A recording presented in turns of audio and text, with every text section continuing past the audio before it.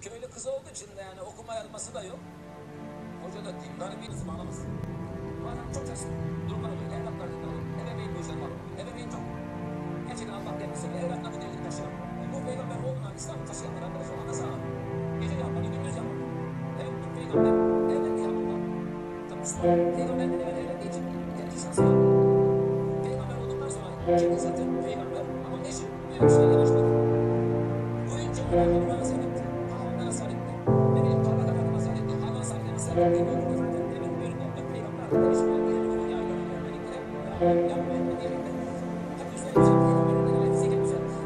Tabii şu peygamber değil. Ama belki yapmasın sizlerin gibi sizlerin içine içine haramdan kaymak zaten. Yani bu kadar yatıp olmayı peygamber peygamber zorlar mısınız? Dostlara aşık düşmanlar var mı peygamber? Dostlara aşık. Kendine gidecek insan aşık. Teyzentine aşık. Düşmanlarına en azından düşmanlığın üzerine hala onlarla faydalı.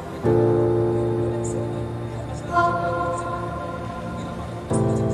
O yüzden bazen madem sağlam bir güzel. Bazen kimse. İnanmadan faydalı.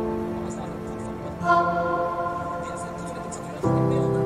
İbrahim Peygamber'in küfür görüyoruz. Birisi yapıyor, birisi kılıyoruz. Fatih'in işi böyle geçen biliyoruz. Bizim arkadaşlar. Şimdi diyelim